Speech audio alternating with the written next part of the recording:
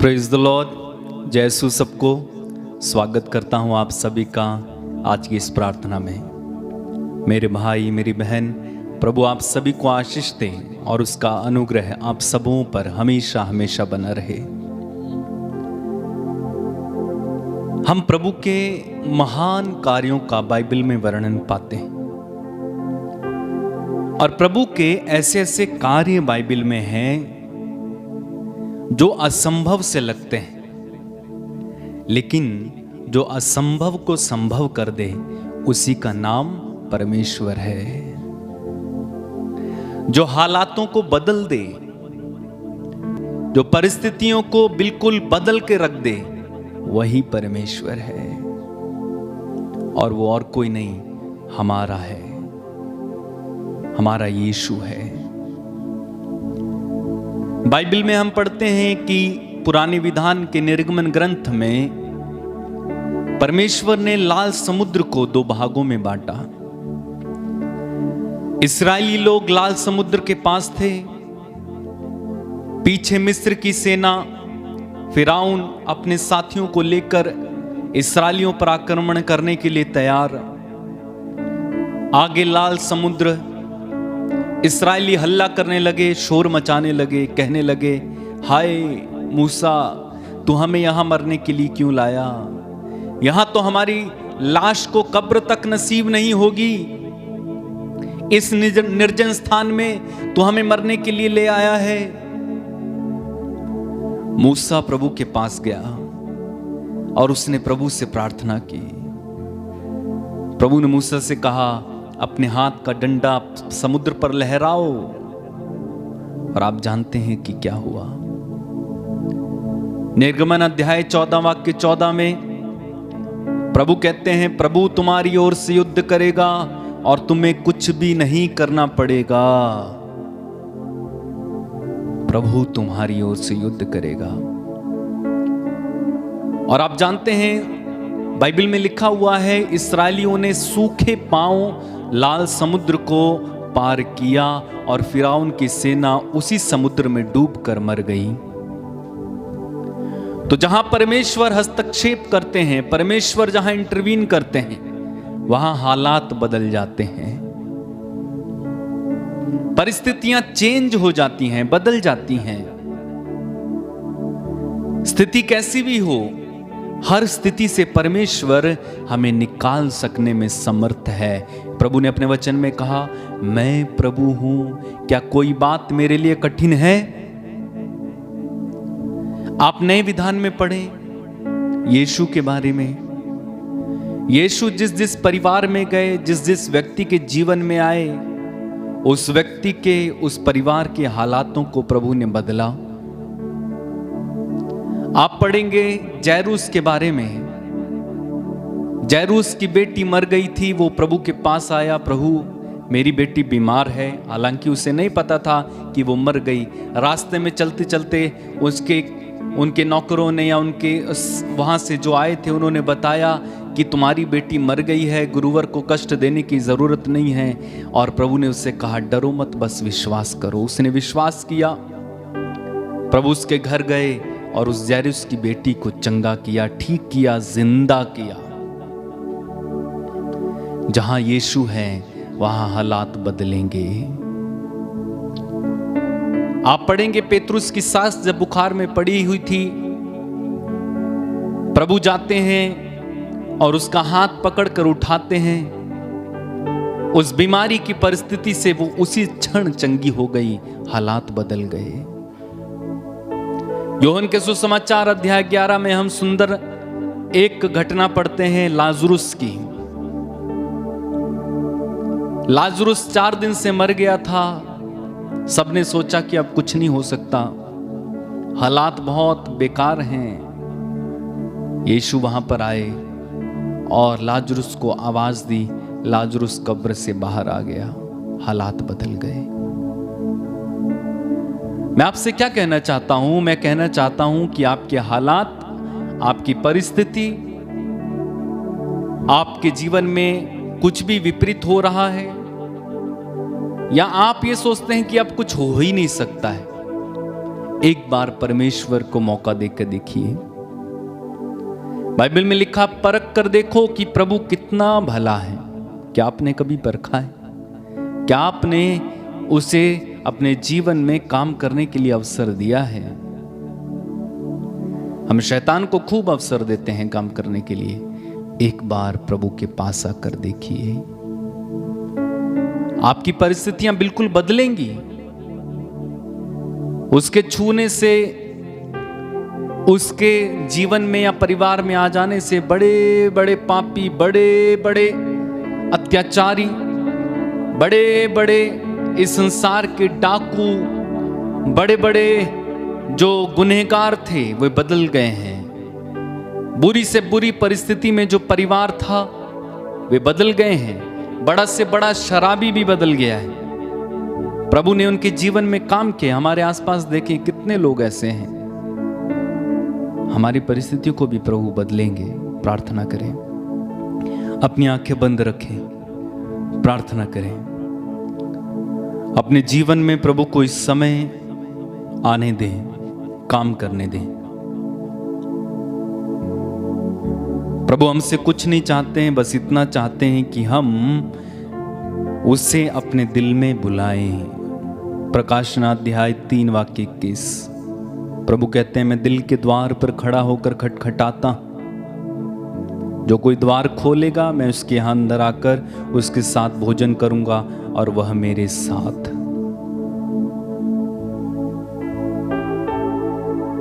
अपने हालातों को प्रभु के हाथों में दें। आपकी परिस्थितियों को बदल जाने के लिए प्रभु को मौका दें। धन्यवाद यीशु, धन्यवाद यीशु। तेरी आराधना, तेरी महिमा, तेरी स्तुति। आइए यीशु, आइए, आइए यीशु, आइए।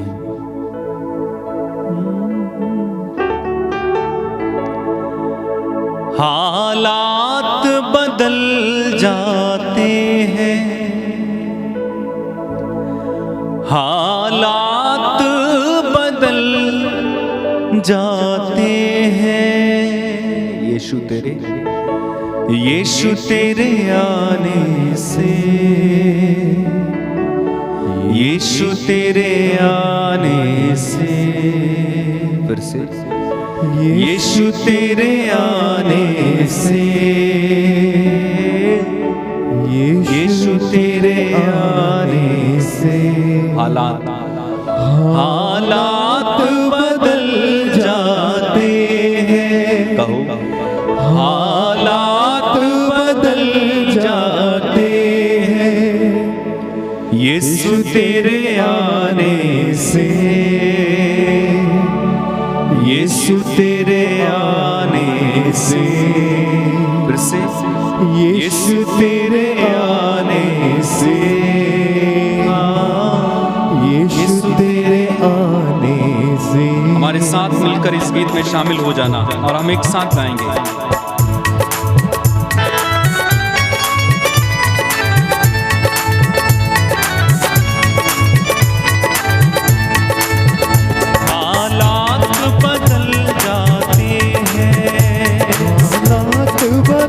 जाते हैं, हालात बदल जाते हैं, हालात बदल जाते हैं यीशु तेरे आने से, यीशु तेरे आने से, यीशु तेरे आने से, यीशु तेरे आने से, यीशु तेरे आने से, यीशु तेरे आने से, यीशु तेरे आने से, यीशु तेरे आने। तालियां बजाते हुए गाएं। हालात बदल जाते हैं, हालात बदल जाते हैं। कोड़ों से छल्ली हुआ, जख्मों से चूर हुआ, कोड़ों से छल्ली हुआ, जख्मों से चूर हुआ। सूली की राहों पे गम से न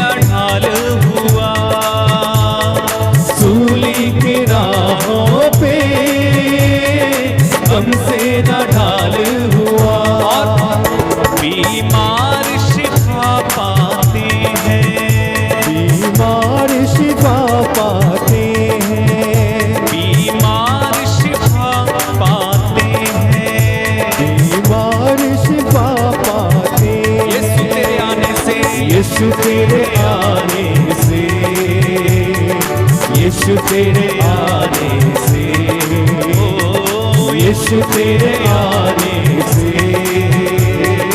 यीशु तेरे आने, जोरदार तालियां बजाते हुए गाएं, हालात बदल जाते हैं, आमीन। हालात बदल जाते हैं, तेरे आने से, तेरे आने से, तेरे आने से, आने से, आने से, तेरे आने से, तेरे आने से, तेरे आने से, आने से, आने से, तेरे आने से, तेरे आने से, तेरे आने से, आने से, आने से, तेरे आने से, तेरे आने से, तेरे आने से, आने से, एक साथ आने मिलकर से, गाएं, हालात बदल जाते हैं, हालेलुया।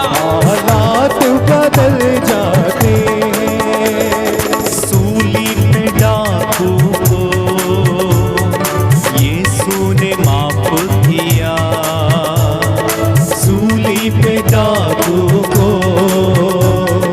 यीशु ने माफ किया, सूली पे डाकू को यीशु ने माफ किया, सूली पे डाकू को यीशु ने माफ किया, यीशु ने माफ किया, खून की धारा से डाकू को साफ किया, खून की धारा से डाकू को साफ किया, बदकार बदल जाते हैं, बदकार बदल जाते हैं, बदकार बदल जाते हैं, बदकार बदल जाते हैं, यीशु तेरे आने से, यीशु तेरे आने से, विश्वास के साथ, यीशु तेरे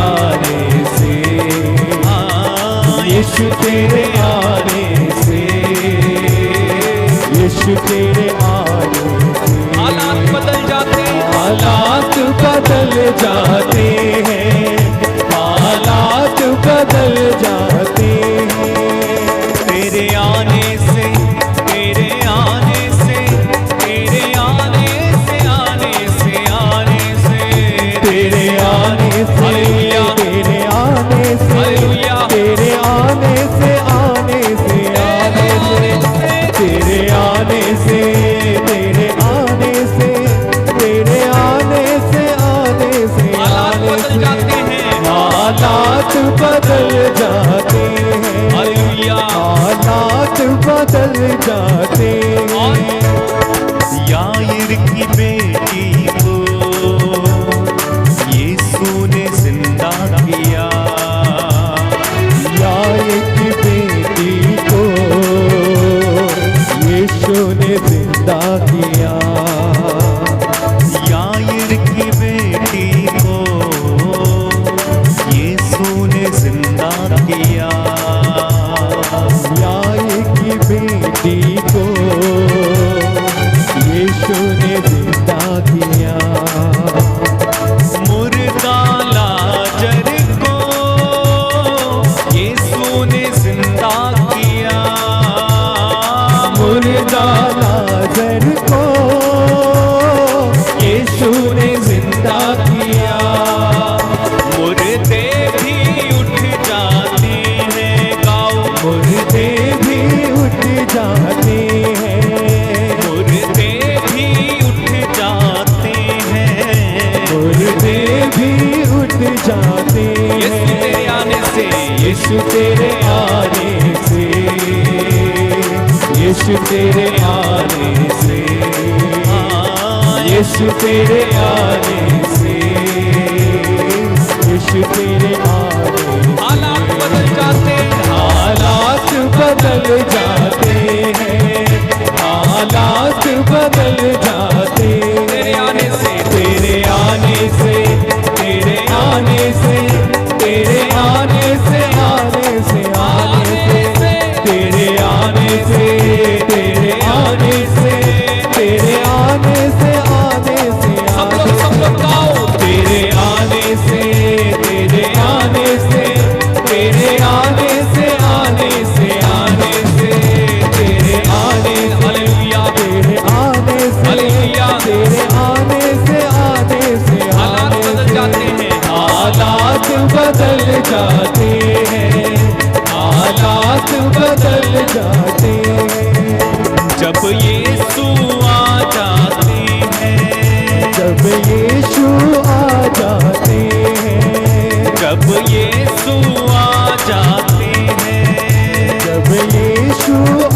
जाते तालियां बजा के गाएं। जब यीशु आ जाते हैं, जब यीशु आ जाते हैं, सब पाप भी मिट जाते हैं। जब यीशु आ जाते हैं, बीमार शिफा पाते हैं। जब यीशु आ जाते हैं, मुर्दे भी उठ जाते हैं। जब यीशु आ जाते हैं, कोड़ी शुद्ध हो जाते हैं। जब यीशु आ जाते हैं, दुष्ट आत्माएं भाग जाते हैं। जब यीशु आ जाते हैं, रोग बीमारी मिट जाती है। जब यीशु आ जाते हैं, जीवन भी बदल जाते हैं। जब यीशु आ जाते हैं, छुटकारा भी हम पाते हैं। जब यीशु आ जाते हैं, मेरा जीवन बदल देते हैं। जब यीशु आ जाते हैं, hallelujah hallelujah hallelujah hallelujah hallelujah hallelujah hallelujah hallelujah hallelujah hallelujah hallelujah hallelujah hallelujah hallelujah hallelujah गाओ हालेलुया हालेलुया हालेलुया यीशु जीवन बदल देते हैं। हालेलुया हालेलुया हालेलुया यीशु परिवार बदल देते हैं। हालेलुया हालेलुया हालेलुया यीशु सब कुछ बदल देते हैं। हालेलुया हालेलुया हालेलुया सब कुछ नया कर देते हैं। हालेलुया हालेलुया हालेलुया बदकार बदल देते हैं। हालेलुया हालेलुया हालेलुया वो मुर्दे जिला देते हैं। हालेलुया तालियां हालेलुया बजा के हालेलुया यीशु आ जाते हैं। Hallelujah hallelujah hallelujah hallelujah hallelujah hallelujah hallelujah hallelujah hallelujah hallelujah hallelujah hallelujah hallelujah hallelujah hallelujah प्रभु यीशु तेरी जय। हालेलुया हालेलुया यीशु तेरी महिमा। हालेलुया हालेलुया यीशु तेरी आराधना। हालेलुया हालेलुया यीशु तेरी महिमा। हालेलुया हालेलुया यीशु तेरी महिमा। हालेलुया हालेलुया यीशु तेरी महिमा। हालेलुया हालेलुया यीशु तेरी महिमा। हालेलुया हालेलुया यीशु तेरी महिमा। हालेलुया हालेलुया मेरे पाप मिटा हालेलुया हालेलुया मुझे लहू से धो। हालेलुया हालेलुया मेरा जीवन नया हालेलुया हालेलुया कर दो यीशु। हालेलुया हालेलुया सारे बंधन खोल दे। हालेलुया हालेलुया लहू से धो दे। हालेलुया हालेलुया आजाद कर दे। हालेलुया हालेलुया छुटकारा भी दे। हालेलुया हालेलुया रोगी चंगे कर दे। हालेलुया हालेलुया लंगड़े भी चला। हालेलुया हालेलुया अंधों को आंखें। हालेलुया हालेलुया बहरे भी सुने। हालेलुया हालेलुया तेरी महिमा दिखा। हालेलुया हालेलुया तेरा जलवा दिखा। हालेलुया हालेलुया तेरा जलवा दिखा। हालेलुया हालेलुया तेरा जलवा दिखा। हालेलुया हालेलुया प्रभु यीशु जिया। हालेलुया हालेलुया ओ मेरे जीवन में आ। हालेलुया हालेलुया मेरे घर में आ। हालेलुया हालेलुया परिवार में आ। हालेलुया हालेलुया यीशु आ यीशु आ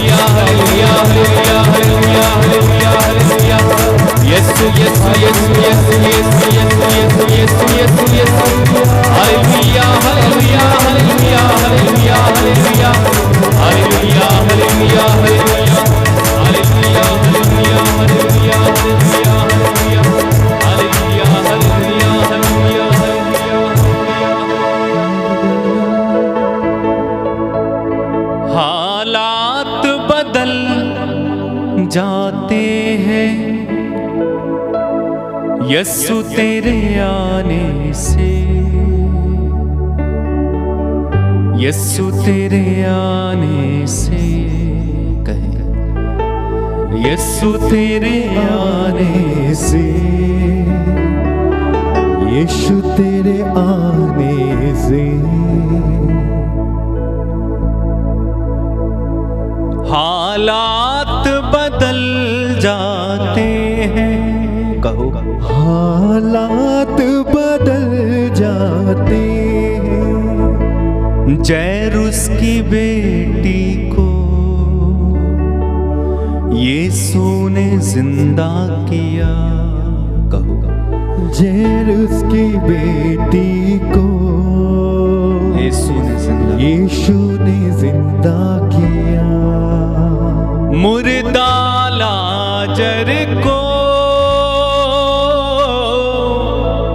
यीशु ने जिंदा किया, मुर्दा लाजर को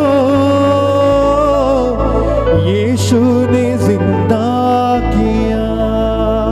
मुर्दे भी उठ जाते हैं, मुर्दे भी उठ जाते हैं। एक साथ यस्सु तेरे आने से,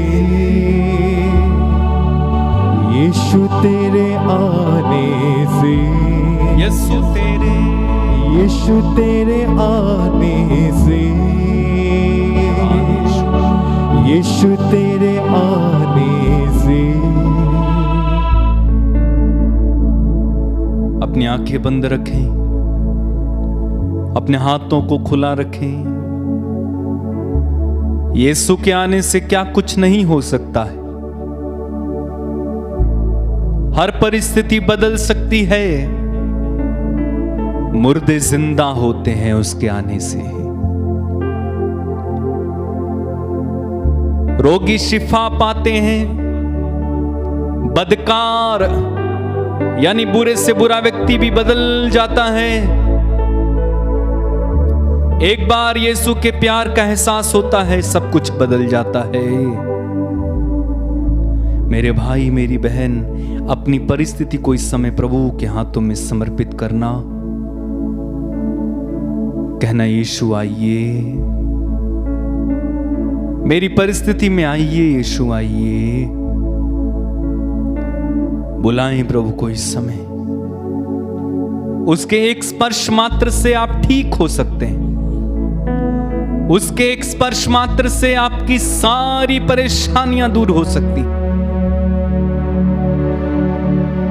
यीशु ने अंधे को छुआ और अंधे को दृष्टि आई।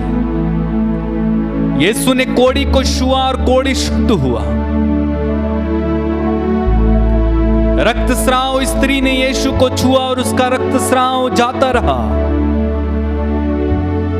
जिसके एक आवाज मारने से लाजरुस बाहर आ गया, उसी प्रभु को इस समय बुलाएं, कहना यीशु आइए, आइए यीशु आइए। प्रार्थना करें, आइए यीशु आइए। प्रभु की उपस्थिति इस समय आपके परिवार में, आप जहां कहीं भी इस समय हैं, आपके ऊपर मंडराती है।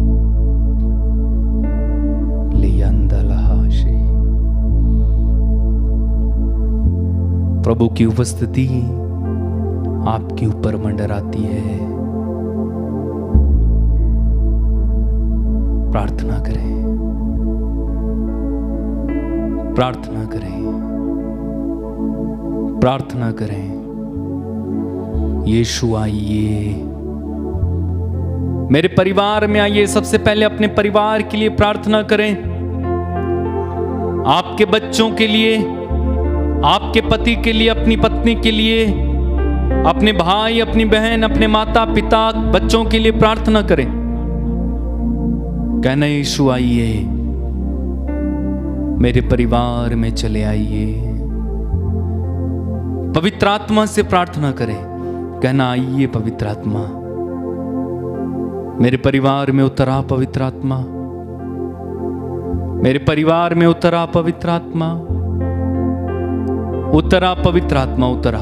मेरे पीछे दोहराएं, बोले हालेलुया। हालेलुया, ऊंची आवाज से हालेलुया, हालेलुया, हालेलुया। हालेलुया। प्रभु की स्तुति हो, प्रभु की स्तुति हो। ईश्वर को धन्यवाद। ईश्वर को धन्यवाद। आइए प्रभु यीशु, आइए प्रभु यीशु, हम आपकी स्तुति करते हैं, हम आपकी स्तुति करते हैं, आपकी आराधना करते हैं। आपकी आराधना करते हैं। Hallelujah, hallelujah, hallelujah, hallelujah, hallelujah. Hallelujah. हे प्रभु यीशु, हे प्रभु यीशु, हम तेरी आराधना करते हैं, हम तेरी आराधना करते हैं, हम तेरी स्तुति करते हैं, हम तेरी स्तुति करते हैं, तेरी जय जयकार करते हैं, तेरी जय जयकार करते हम हैं, तुझ में विश्वास करते हम हैं। तुझ में विश्वास करते तू हैं। ईश्वर का पुत्र तू है, ईश्वर का पुत्र है, तू मृतकों में से जी उठा तू है। मृतकों से जी उठा है। Hallelujah, hallelujah, hallelujah. Hallelujah. Yeshu की स्तुति हो, यीशु की स्तुति हो। यीशु को धन्यवाद, यीशु को धन्यवाद। यीशु की आराधना हो। यीशु की आराधना हो। Hallelujah, hallelujah, hallelujah. हालेलुया। मेरी आत्मा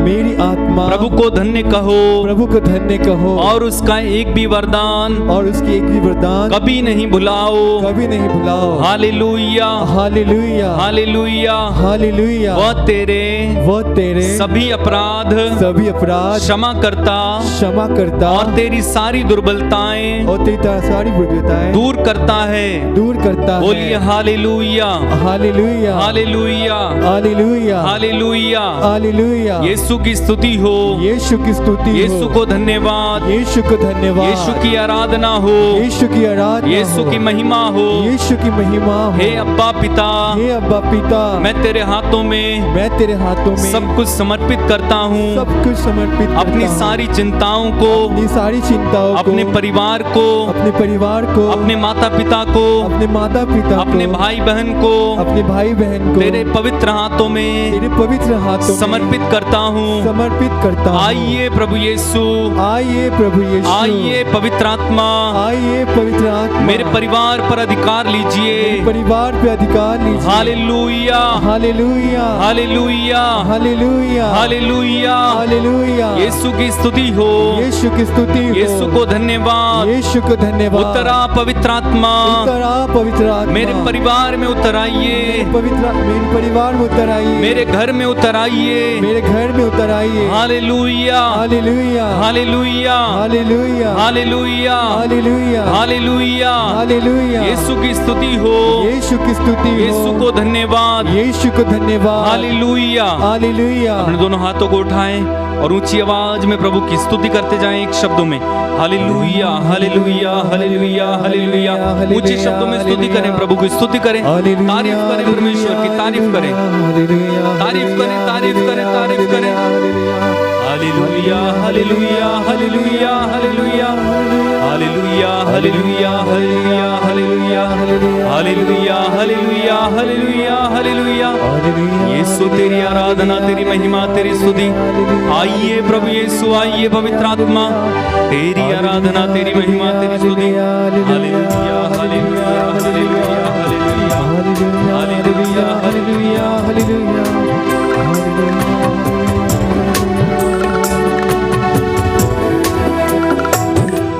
हे पावन आत्मा तू आ, हे पावन आत्मा तू आ, हे पावन आत्मा तू आ, हे पावन आत्मा तू आ, हे पावन आत्मा तू आ, हे पावन आत्मा तू आ, हे पावन आत्मा तू आ,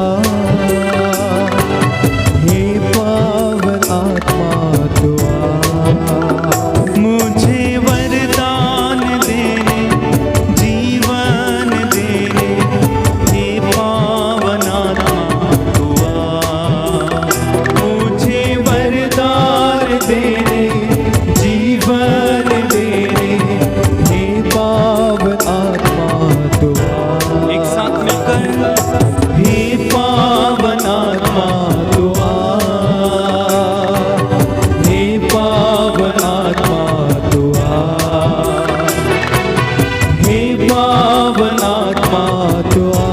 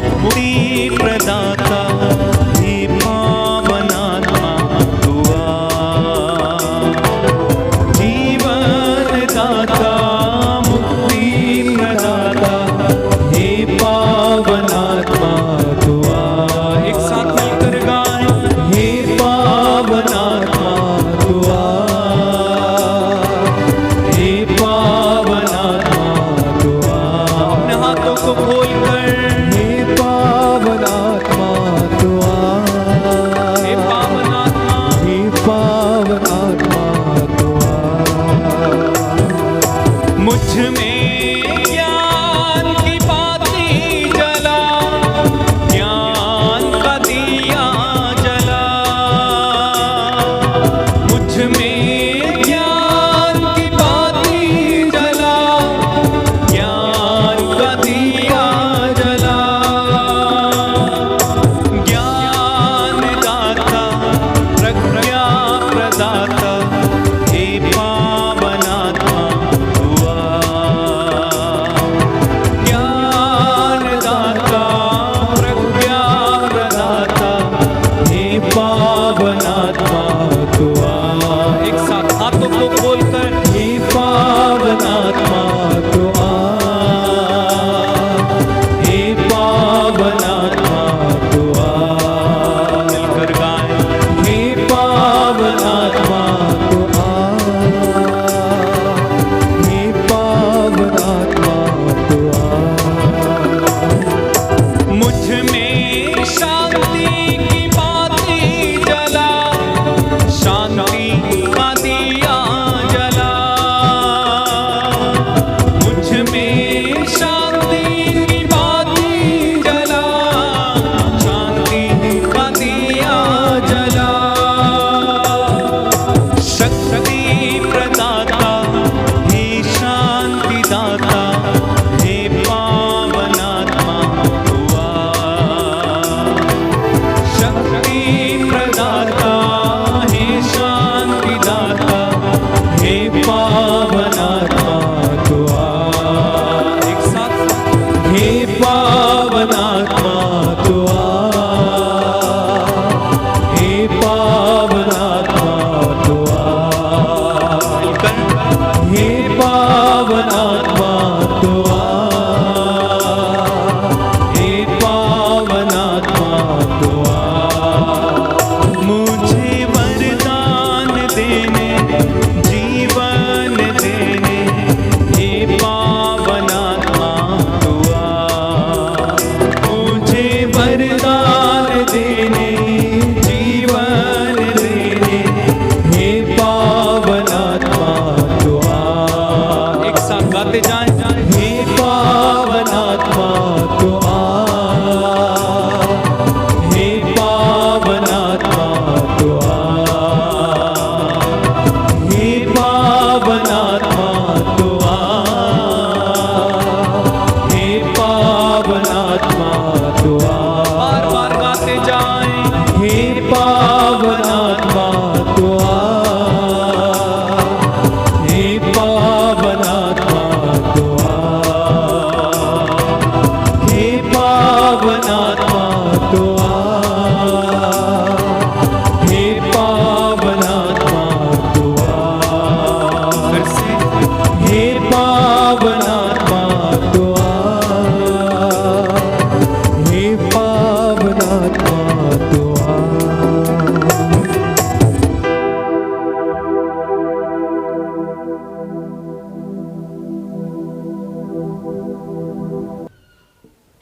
प्यारे भाइयों और बहनों, आप में से बहुत सारे लोगों को प्रभु आज स्पर्श करने वाला है, चंगा करने वाला है। जैसा विश्वास आप लेकर आए हैं वैसे ही आप हो जाएंगे। बोलिए आमेन। आमीन। मैं फिर से कहता हूं, जैसा विश्वास लेकर आप आए हैं आज वैसा ही आपके जीवन में होगा। यीशु मसीह के पवित्र सामर्थी वचन से मैं आपसे ये वादा करता हूं। बोलिए आमेन। आमीन। हर चंगाई के लिए इनर डिस्पोजिशन जरूरी है, याद रखना। चिन्ह चमत्कार यूं ही नहीं होते। चिन्ह चमत्कार आपकी इनर डिस्पोजिशन के द्वारा होता है कि आप कितने समर्पित हैं और आप रक्तस्राव पीड़ित स्त्री के जैसे कैसे सोचते हैं, यरीहो के 2 अंधों के जैसे आप क्या कहते हैं। वो चंगे इसलिए हो गए क्योंकि उनके अंदर जो इनर डिस्पोजिशन था चंगा होने का, उसके बदौलत वो चंगे हो गए। और यीशु ने कहा, तेरे विश्वास ने तुझे चंगा किया है। तो चमत्कार आपके विश्वास के द्वारा होगा। आमीन। चमत्कार प्रभु आपके विश्वास के द्वारा करेगा। आमीन। 38 वर्ष के अर्धांग रोगी ने कहा, मेरा कोई नहीं है जो मुझे इस कुंड में जब पानी हिलाया जाता है तो उसमें उतार दे। यीशु को दया आ गई और यीशु ने उसे चंगा कर दिया। तो कुछ चमत्कार, अधिकांश चमत्कार, ज्यादा चमत्कार आपके विश्वास से होते हैं, और सबसे महान चमत्कार जब प्रभु यीशु आप पर दया कर देता है तो आपकी जिंदगी में हो जाता है।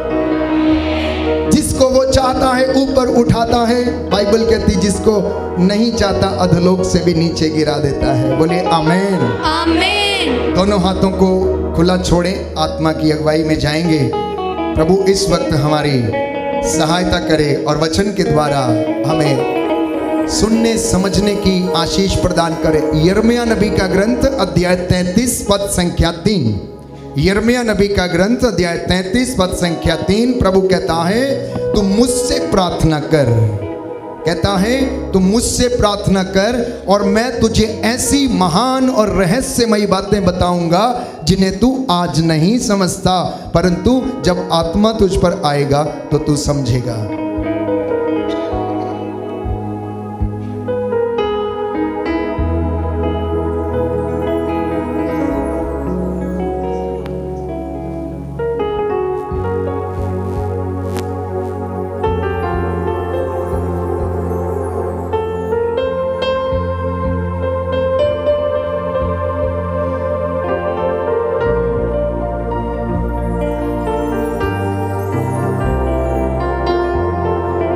बहने दे उस हवा को, झूले जो हर एक दिल को, तेरा दर्शन मुझे मिले। करता हूँ प्रार्थना तुझसे,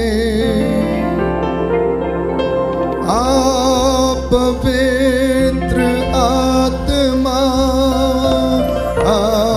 पवित्र आत्मा, पवित्र आत्मा,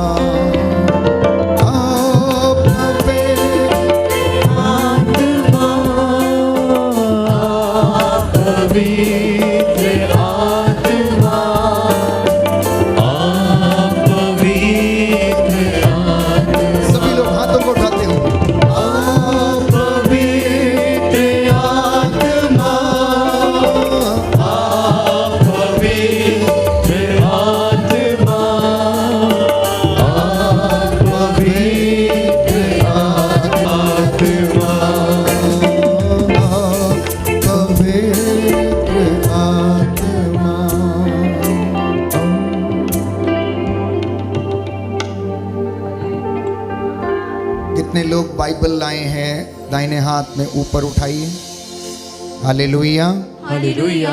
दाहिना हाथ ऊपर उठाइए, बाइबल हाथ में पकड़िए, अंगीकार करेंगे। हे प्रभु यीशु, हे प्रभु यीशु, आज का वचन मेरे लिए है, मेरे लिए, मेरे परिवार के लिए है, मेरे परिवार के लिए, मेरी उन्नति के लिए है, मेरी उन्नति के लिए, मेरी सफलता के लिए है, मेरी सफलता के लिए। Hallelujah hallelujah. आपके वचन आत्मा और जीवन है। आत्मा और जीवन। इन वचनों के द्वारा इन वचनों के द्वारा हम शुद्ध हो गए हैं। हम शुद्ध हो गए। हालेलुया। हालेलुया। प्रभु का वचन कहता है, प्रभु का वचन कहता है, प्रज्ञा ग्रंथ प्रज्ञा ग्रंथ अध्याय 16 पद संख्या 12, पद संख्या 12, तुम्हें किसी जड़ी बूटी के लेप तुम्हें किसी जड़ी बूटी के लेप से स्वास्थ्य लाभ नहीं हुआ, से स्वास्थ्य लाभ नहीं हुआ, परंतु ईश्वर के शब्द ने ईश्वर के शब्द तुम्हें चंगा किया है। तुम्हें चंगा किया। Hallelujah hallelujah. हालेलुया। हालेलुया। एक दूसरे को बोलिए, आज का वचन आपके लिए है। बोलिए। अब जरा खुद से भी बोलिए, आज का वचन मेरे लिए है। आज का वचन मेरे लिए। जी हाँ प्यारे भाई और बहनों, पवित्र आत्मा में इस वक्त बैठ जाएंगे और वचन को सुनेंगे। एक कलाकार पहाड़ पर रहकर मूर्तियां बनाया करता था और वो सुंदर मूर्तियां बनाया करता था। उसने उन मूर्तियों को बनाना शुरू किया और धीरे धीरे लोग उसकी मूर्तियों को खरीदने लग गए और अपने घर में ले जाकर स्थापित कर दे, और इसी तरह से उसकी ख्याति बहुत जगह पर फैल गई। अब इस कलाकार ने वहां पर एक सुंदर भवन बना लिया और उस जगह पर बहुत सारे लोग आना जाना शुरू हो गए। तो जब ये कलाकार मशहूर हो गया, उसकी मूर्तियां मशहूर हो गईं और वहां पर वो स्थापित कर दी गईं, तो ये पर्यटकों के लिए घूमने का और मंदिर में प्रार्थना करने का स्थान बन गया। और देखते ही देखते उस भवन के आसपास बहुत बड़े कॉम्प्लेक्स बन गए। श्रद्धालु वहां पर जाकर चंदा देने लगे। श्रद्धालु वहां पर जाकर चंदा देने लगे और उस भवन की ख्याति जो थी दूर दूर तक फैल गई। पर एक दिन क्या हुआ, एक दिन ये कलाकार बीमार पड़ गया। एक दिन ये कलाकार जो मूर्ति बनाया करता था, ये बीमार पड़ गया और बड़ा दुखी हुआ, क्योंकि वो मरना नहीं चाहता था। उसकी ख्याति बहुत दूर दूर तक फैली थी। तो वो ईश्वर को कोसने लगता है, अपने भाग्य को कोसने लगता है, ईश्वर से सवाल करने लगता है कि आखिर क्यों, मैंने आपके साथ ऐसा कौन सा अन्याय किया है जो आपने मेरे जीवन में इतना दुख दे दिया है, और मैं रोगशैया पर हूँ। कितने लोग मिलने आते हैं, मैं मिल नहीं पाता हूँ। मैंने आपके लिए क्या नहीं किया। मैंने इतनी सुंदर सुंदर मूर्तियाँ बनाई और मैंने उन मूर्तियों को लोगों के घरों में स्थापित करवाया, और कितने लोग आपको क्या करते हैं, मानते हैं, आपको पूजते हैं। मैंने इतनी सेवा की कि जो मेरी सोच के भी परे हैं। तो एक दिन जब वो सो रहा था, तो ईश्वर ने स्वप्न में उसे दर्शन दिया और उससे कहा, तुम मुझे किस बात के लिए कोसते रहते हो? तुम मुझे किस बात के लिए कोसते रहते हो? ठीक है, तुमने मूर्ति बनाई, तुमने एक मंदिर स्थापित किया, तुमने एक भवन बनाया और बहुत सारे लोग वहाँ पर आते हैं, तुमने बहुत सारी मूर्तियाँ बनवाई, पर तुम याद करो, वो दिन याद करो जब अनाथ बच्चा तुम्हारे पास आया और तुमने उसे गुलाम बनाकर उस भवन में रख दिया, और वो आज तक उस भवन में यूं ही सेवा करता रहता है और वो तुम्हारा गुलाम है। एक भूखा भिखारी तुम्हारे पास आया और तुमने धक्के देकर उसे बाहर निकाल दिया। वो दिन जब एक माँ अपने बच्चे के साथ तुम्हारे द्वार के पास खड़ी थी और भारी वर्षा हो रही थी और उसी में वो भीग रही थी, तुमने मंदिर को ये कहकर बंद कर दिया कि अभी समय हो गया है, तुम कल आना, अभी मंदिर का दरवाज़ा बंद हो चुका है। तुम वो दिन याद करो। और तुमने उसे भिक्षा नहीं दी और तुमने उसे यूं ही भेज दिया। कुछ बुजुर्ग स्कूल खोलने के लिए तुमसे धन मांगने के लिए आए थे, लेकिन तुमने उन्हें कहा कि ये सब काम के लिए पैसा तो सरकार देती है, मंदिरों से ये पैसा नहीं दिया जाता है। और तुमने स्कूल खोलने के लिए भी मंदिर से पैसा नहीं दिया और तुमने बहुत धन इकट्ठा करके रखा है अपने पास। तुम मुझे किस बात के लिए कोसते हो? आगे कहता है, याद करो, एक विधवा महिला को तुमने बंधुआ मजदूर बनाकर अपने आश्रम में रखा है। एक विधवा मजदूर महिला को तुमने बंधुआ बनाकर अपने इस भवन में रखा है और उससे तुम काम लेते हो और उसको केवल 2 रोटी देते हो, उसे दुत्कारते हो। ओ कलाकार, मैंने तुम्हारे साथ कौन सा धोखा किया है, मैंने तुम्हारे साथ क्या किया है जो तुम मुझे खोजते हो और तुम मुझे अपनी बातें बताते हो।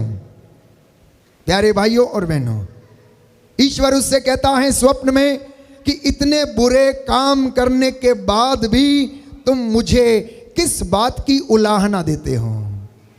तुम इतने बुरे काम करने के बाद भी मुझे किस बात के लिए कोसते हो। कलाकार की आंखें खुल गईं और अब उसे समझ में आ गया कि जैसा भोगेंगे हम, जैसा करेंगे वैसा ही उसका फल भी हम भोगेंगे। प्यारे भाइयों और बहनों, हमारे कर्मों के अनुसार हमारा न्याय किया जाएगा। हमारे कर्मों के अनुसार हमारा न्याय किया जाएगा। बाइबल हमें यही बताती है। प्रकाशित वाक्य में हम पढ़ते हैं, यीशु ने कहा कि मैं अंतिम दिन आकर सबको सबके कर्मों का फल दूंगा और उसके अनुसार उनका न्याय करूंगा। इसलिए संत पौलुस इस बात को स्पष्ट करता है, कर्म के अभाव में हमारा विश्वास निर्जीव है। कर्म के अभाव में हमारा विश्वास निर्जीव है। यदि जो हम यहाँ पर सुनते हैं, जो हम करते हैं, जो हम वचन पढ़ते हैं, उसे एग्जीक्यूट नहीं करते, तो प्यारे भाइयों और बहनों, हमारी प्रार्थना, हमारी साधना ये व्यर्थ है। जो यहाँ पर हमने सुना, जो किया है, जो प्रभु हमसे कहता है, अगर हम चार दीवारी के बाहर जाकर उसका पालन नहीं करते, तो प्यारे भाइयों और बहनों, हम प्रभु से बहुत दूर रहते हैं। दूसरी एक विशेष बात प्रभु आज हमसे कहना चाहता है कि जो हमारी प्रार्थना में नहीं है वो हमारे कामों में भी नहीं होगा, हमारे जीवन में भी नहीं होगा।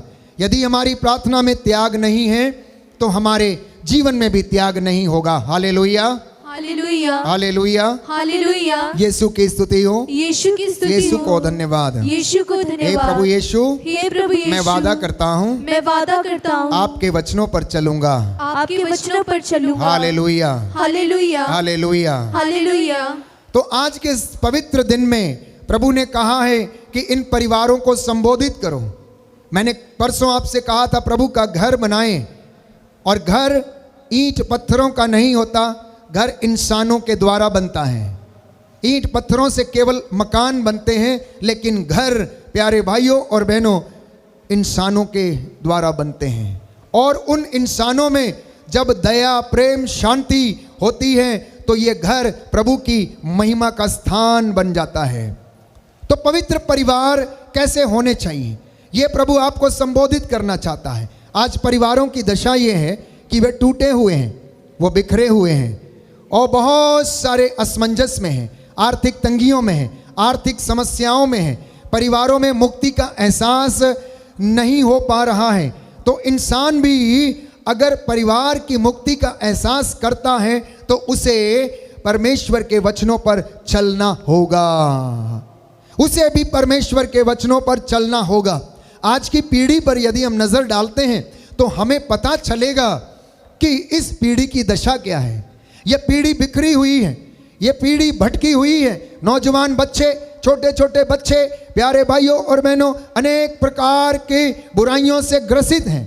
और आप जानते हैं आसपास के लोगों के जीवन में यदि आप देखें तो इसलिए परिवारों का नवीनीकरण अत्यंत आवश्यक है।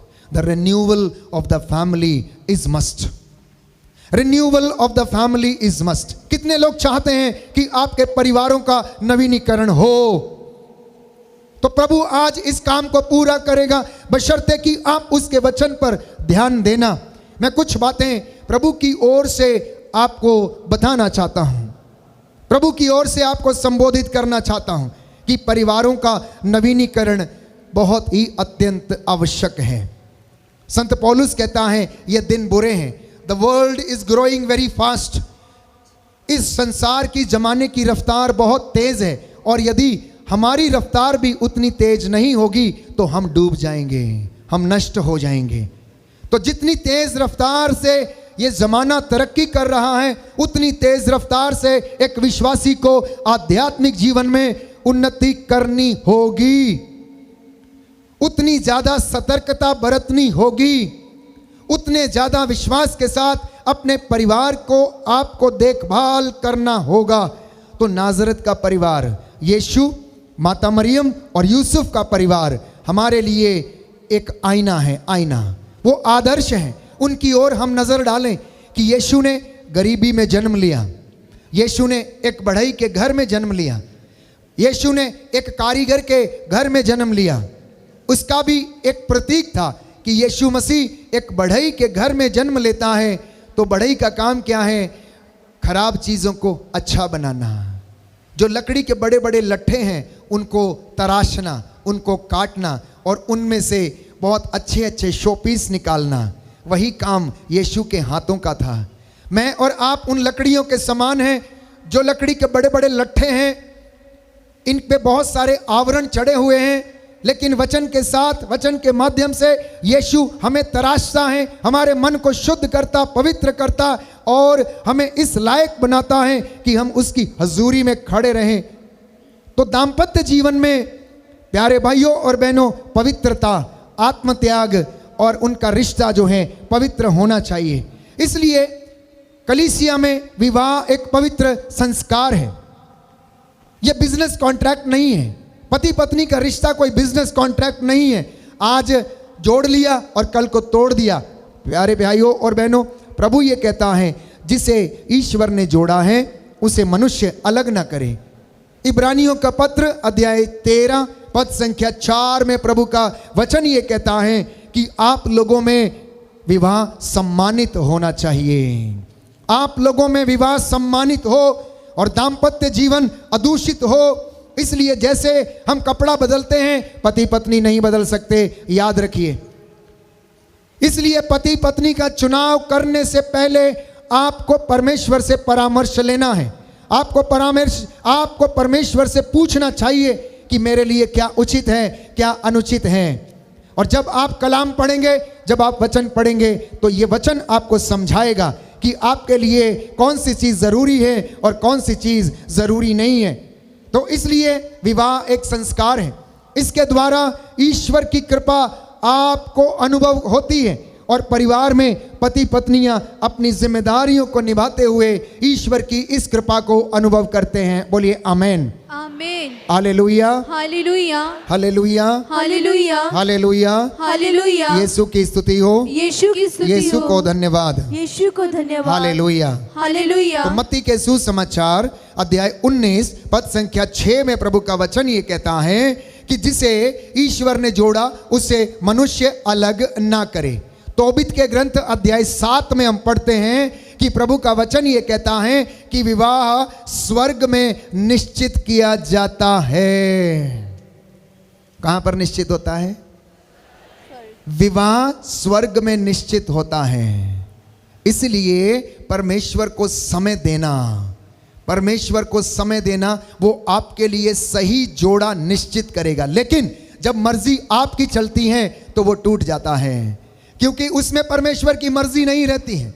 जो परमेश्वर ने जोड़ा है वो कभी टूटता नहीं है। उसमें कितनी भी बाधा, कितनी भी कठिनाई, कितनी भी समस्या क्यों ना आ जाए, लेकिन टूटने के बाद वो फिर एक हो जाते हैं। लेकिन जो परमेश्वर नहीं जोड़ता, जो इंसान जोड़ता है अपने स्वार्थ के लिए, पैसे के लिए और अनेक प्रकार की चीज़ों के लिए, वो बहुत जल्दी टूट जाता है। तो पारिवारिक जीवन को अच्छी तरह से जीने के लिए ईश्वर का आशीर्वाद जरूरी है।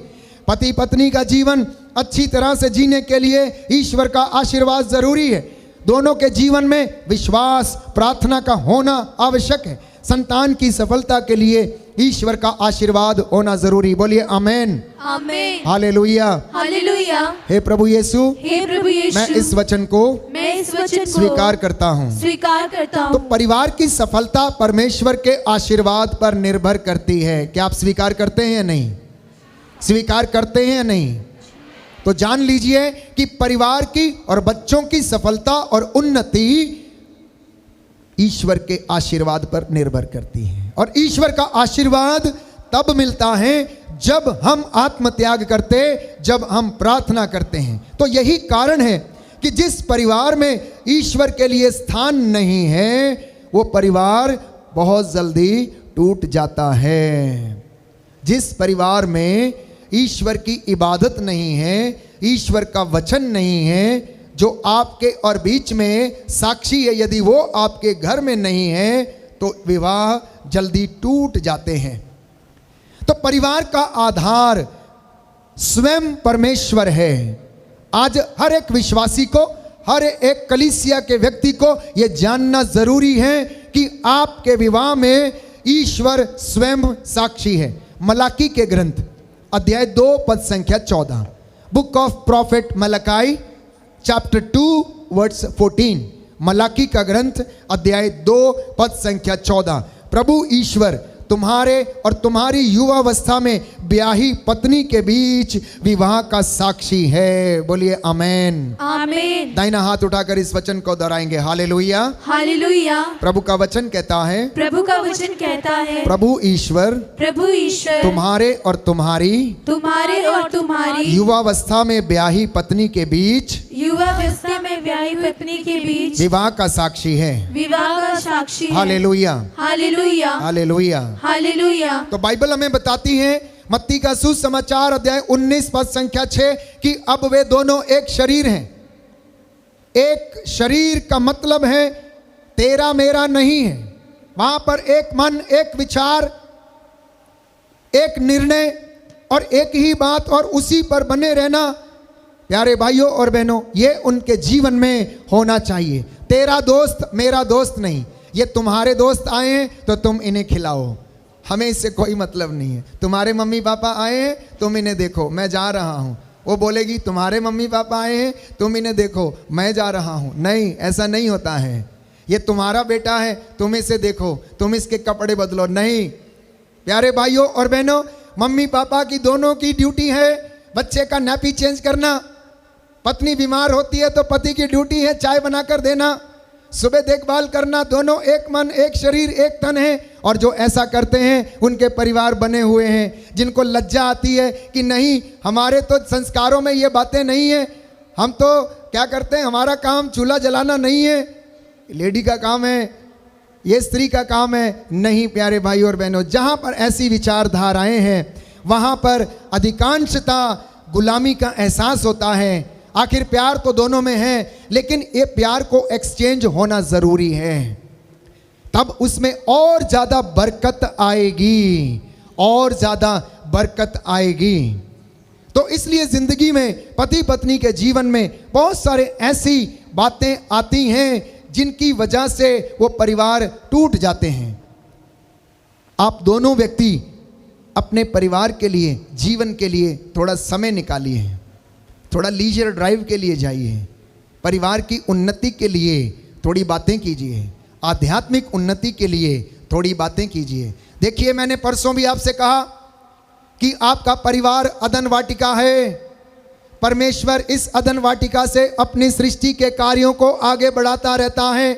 जो काम उसने अदन वाटिका में आदम और हेवा को दिया था, अब वो काम पति और पत्नी को दिया है, फलो फूलो और पृथ्वी पर फैल जाओ।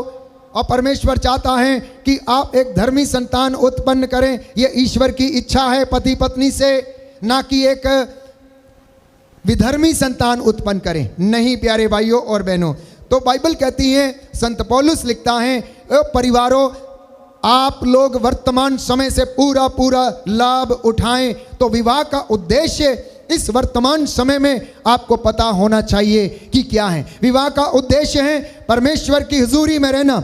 विवाह का उद्देश्य है अपने बच्चों को ईश्वर का वरदान समझ के स्वीकार करना। विवाह का उद्देश्य है फलना फूलना, पृथ्वी पर फैल जाना। विवाह का उद्देश्य है एक धर्मी संतान ईश्वर के लिए उत्पन्न करना। विवाह का उद्देश्य है कि परमेश्वर की हुजूरी में रहकर उसकी बातों को मानना। क्योंकि बाइबल हमें कहती है, कुरिन्थियों का पहला पत्र अध्याय 7 पद संख्या 14। किसके पास बाइबल है खोल लीजिए और पढ़िए, जिनके पास नहीं है आप इसे नोट करिए कि बाइबल इसके विषय में क्या कहती है। कुरिन्थियों का पहला पत्र अध्याय 7 पद संख्या 14। क्योंकि विश्वास करने वाला पति अपनी पत्नी के कारण पवित्र किया गया है, और विश्वास करने वाली पत्नी अपने पति के द्वारा पवित्र की गई है। इसलिए आपकी संतान पवित्र है, नहीं तो वह दूषित होती। दोनों व्यक्ति एक दूसरे के विश्वास के कारण पवित्र किए गए हैं, और अगर ये पवित्रता नहीं है तो बाइबल कहती है कि आपकी संतानें भी पवित्र नहीं होंगी। तो इसलिए बातों को समझिए प्रियजनों, हर एक विश्वासी को, हर एक मसीह के व्यक्ति को इस बात को समझना अनिवार्य है। मैंने कई मर्तबा इस बात को कहा कि पति के चेहरे की झुर्रियों में पत्नी के जीवन का सारांश है। पति के चेहरे की झुर्रियों में पत्नी के जीवन का सारांश छुपा हुआ है, और पत्नी के चेहरे की झुर्रियों में पति के जीवन का सारांश छुपा हुआ है। अगर आप इस बात को समझते हैं तो आप एक दूसरे के लिए तड़पते रहेंगे और एक दूसरे के लिए त्याग करने को हमेशा तैयार रहेंगे।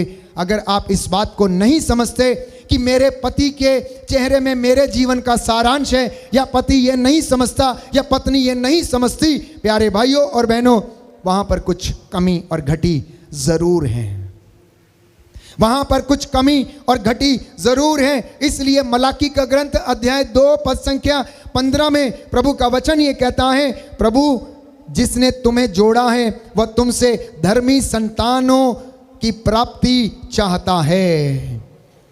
इसलिए परिवारों को धर्मी बनाना। दाहिना हाथ उठाकर वचन दोहराएंगे, हालेलुया हालेलुया। मलाकी का ग्रंथ अध्याय 2 पद संख्या 15 प्रभु जिसने तुम्हें जोड़ा है वह तुमसे धर्मी संतानों की प्राप्ति चाहता है। Hallelujah hallelujah hallelujah hallelujah. तो अगर ईश्वर की ये मर्जी है कि आप लोग एक धर्मी संतान उत्पन्न करें, तो आज से यह निर्णय करें कि अपने परिवारों को धर्मी बनाने का काम शुरू कर दें।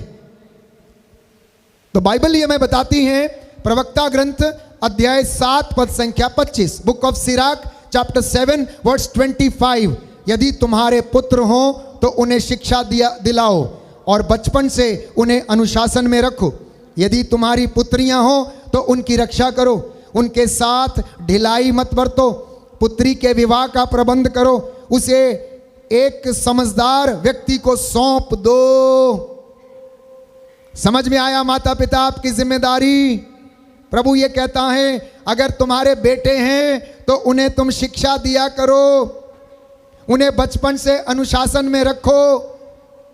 अगर तुम्हारी बेटियां हैं तो उनकी रक्षा करो, उनके साथ ढिलाई मत बरतो, पुत्री के विवाह का प्रबंध करो और उसे एक ऐसे समझदार व्यक्ति को सौंप दो जो उसकी देखभाल कर सके।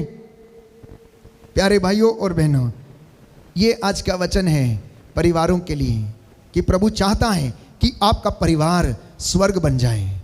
प्रभु चाहता है कि आपका परिवार पवित्र बन जाए। इसलिए बाइबल कहती है अफेसियों के पत्र अध्याय 6 पद संख्या 1 में कि माँ बाप का आदर करने वालों का कल्याण होगा। बच्चों के लिए आप जितने भी लोग नौजवान यहाँ पर बैठे हैं, अपने बुजुर्ग माता पिता का आदर करेंगे तो आपका कल्याण होगा। ये पवित्र बाइबल हमें बता रही है। अफेसियों का पत्र अध्याय 6 पद संख्या 1, माँ बाप का आदर करने वालों का कल्याण होगा और तुम बहुत दिनों तक पृथ्वी पर जीवित रहोगे। बोलिए आमीन आमीन हालेलुया हालेलुया। प्रभु का वचन कहता है माँ बाप का आदर करने वालों का कल्याण होगा और तुम बहुत दिनों तक पृथ्वी पर जीवित रहोगे। Hallelujah hallelujah hallelujah hallelujah. तो इसलिए प्यारे भाइयों और बहनों, जिस प्रकार हम कहते हैं कि हमारे परिवार समाज का आईना है, उसी प्रकार हमारे मसीह परिवार कलीसिया का आईना है। और जब इन परिवारों में यह वचन पढ़ा जाता है, यह वचन बोला जाता है, यह वचन अंगीकार किया जाता है, तो इसमें आप अपना आईना देख सकते हैं। जितने लोग श्रद्धा और भक्ति से इस वचन को पढ़ते हैं, यह वचन आपको बताएगा कि आपके जीवन में कृपा का लेवल कितना है, ग्रेस का लेवल कितना है। Because this is the mirror of our spiritual life. जितना ज़्यादा आप पढ़ेंगे, ये बाइबल आपको बताएगी कि आप कितने धर्मी हैं और कितने विधर्मी हैं। जब ये बाइबल आपसे बातें करेगी तो ये आपको पता चलेगा कि आप कहाँ पर खड़े हैं और कहाँ पर आपके जीवन में कमी है। प्यारे भाइयों और बहनों, इसलिए प्रभु के वचन पर भरोसा करते रहना। स्त्री और पुरुष दोनों एक समान हैं, परंतु दोनों में थोड़ा अंतर है, थोड़ा नहीं बहुत अंतर है। और इस अंतर को मैं स्पष्ट करना चाहता हूं। मनुष्य यदि प्रदाता है तो स्त्री सहायक है। मनुष्य यदि प्रदाता है तो स्त्री सहायक है। मनुष्य यदि रक्षा करने वाला है तो स्त्री शिक्षा देने वाली है, भोजन देने वाली, पालन पोषण करने वाली, तालीम देने वाली और परवरिश करने वाली है। मनुष्य दिमाग से संचालित है तो प्यारे भाइयों और बहनों, स्त्री हृदय से संचालित होती है। उसका हृदय ममता से भरा हुआ रहता है। मनुष्य यदि असंवेदनशील है तो स्त्री बहुत ही ज़्यादा संवेदनशील है, इमोशनल जिसे हम कहते हैं, क्योंकि उसके हृदय में वो भाव भरे रहते हैं।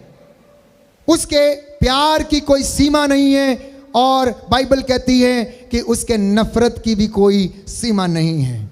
लेकिन दोनों एक दूसरे के पूरक हैं। दोनों पति पत्नी गाड़ी के दो पहियों के समान हैं। अगर उनमें हवा समानांतर नहीं रहेगी तो प्यारे भाइयों और बहनों, उनके जीवन की गाड़ी डोलती रहेगी, डोलती रहेगी। तो इसलिए एक दूसरे की डिफरेंसेस को स्वीकार करना। अगर आपका पति कमजोर है तो पत्नी के लिए बुलाहट है कि वो पति को ईश्वर के मार्ग पर ले आए और प्रार्थना करे। यदि पत्नी कमजोर है तो पति का काम है कि प्रभु से प्रार्थना करे और उसके पत्नी का मन परिवर्तन हो जाए। एक दूसरे की भिन्नताओं को स्वीकार करते जाना। हर व्यक्ति में कमियां होती हैं और अगर आप कमी देखते रहेंगे तो आपको कमियां नजर आएंगी, लेकिन अगर आप अच्छाई देखेंगे तो आपको अच्छाई ही नजर आएगी। एक सुंदर कहावत है कि सुंदरता किसी चीज में नहीं होती, सुंदरता तो मनुष्य की आंखों में होती है। वो जिस तरह से देखना चाहता है वैसे ही उसको दिखेगा। वो जिस तरह से उसे स्वीकार करना चाहता है वैसे ही उसे स्वीकार करेगा। प्यारे भाइयों और बहनों, इसलिए पवित्र कलीसिया कैटेकिज्म ऑफ द कैथोलिक चर्च उसका नंबर 2202 में इस बात को स्पष्ट करती है कि man and woman United in marriage together with their children form a family. ये कैथोलिक चर्च की शिक्षा है कि स्त्री और पुरुष विवाह संस्कार में बंधे हुए ये दो व्यक्ति अपने बच्चों के साथ एक क्या करते हैं, एक मसीही परिवार का निर्माण करते हैं।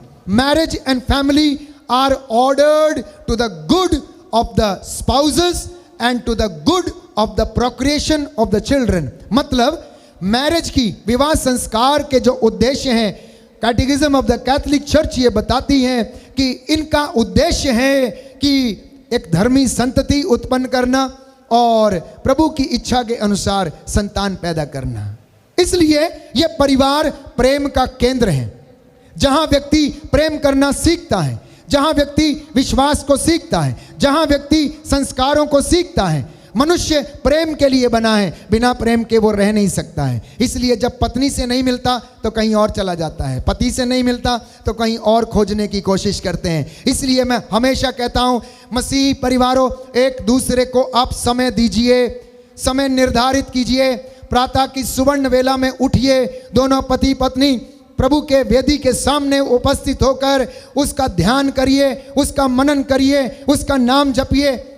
शाम को घर लौटने पर अपने बच्चों के साथ मिलकर प्रार्थना कीजिए, साथ बैठकर भोजन करिए। मैं आपको विश्वास दिलाता हूं, आपका परिवार कभी भी बिखरेगा नहीं, आपका परिवार कभी टूटेगा नहीं।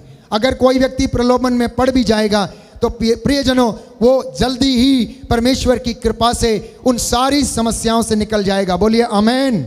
आमीन। हालेलुया, हालेलुया, हालेलुया। हालेलुया। यीशु की स्तुति हो, यीशु की स्तुति यीशु को हो। धन्यवाद। यीशु को तो धन्यवाद। बिना प्रेम के जीवन नहीं जिया जा सकता है। सच्चे प्रेम में त्याग है। इसलिए पति पत्नी को, प्यारे भाइयों और बहनों, निस्वार्थ प्रेम करना चाहिए। पति पत्नी एक दूसरे के लिए इस्तेमाल की चीजें नहीं है। जब चाहा जब मर्जी इस्तेमाल कर लिया, अपने इस्तेमाल के लिए उन्हें उपयोग कर लिया और बाकी के समय में नहीं। नहीं प्यारे भाइयों और बहनों, इसलिए संत पौलुस इस बात को स्पष्ट करता है कि यह सच्चा प्रेम ईश्वर से उत्पन्न होता है, क्योंकि ईश्वर प्रेम है। योहन का पहला पत्र अध्याय 4 पद संख्या 7 से 8 में, योहन का पहला पत्र अध्याय 4 पद संख्या 7 से 8 में, ईश्वर प्रेम है और सच्चा प्रेम ईश्वर से उत्पन्न होता है। कुरिन्थियों के पहले पत्र अध्याय 13 पद संख्या 4 से 7 में संत पौलुस कहता है कि प्रेम सहनशील और दयालु है। प्रेम ना तो ईर्ष्या करता और ना ही डींग मारता है और ना घमंड करता है। प्रेम अशोभनीय बातें नहीं करता, वह अपना स्वार्थ नहीं खोजता। प्रेम झुंझलाता नहीं है, ना बुराई का लेखा रखता है। वो दूसरों के पाप से नहीं, सदाचरण से प्रसन्न होता है। प्रेम सब कुछ ढक लेता है, सब कुछ पर विश्वास करता है, सब कुछ की आशा करता है और सब कुछ सह लेता है। बोलिए आमेन। आमीन। हे प्रभु यीशु, हे प्रभु यीशु, मुझे सच्चा प्रेम करना सिखाइए। मुझे सच्चा प्रेम करना सिखाइए। मैं आपकी आराधना करता हूँ, मैं आपकी आराधना करता हूँ, आपकी महिमा गाता हूँ, आपकी महिमा गाता जय हूँ, जयकार करता हूँ। जय जयकार करता हूँ। Hallelujah, hallelujah, hallelujah. हालेलुया। तो पारिवारिक जीवन का, दाम्पत्य जीवन का जो उद्देश्य है, वो जीवन में प्रेम एवं सामर्थ्य को क्या करना है? बरकरार रखना है।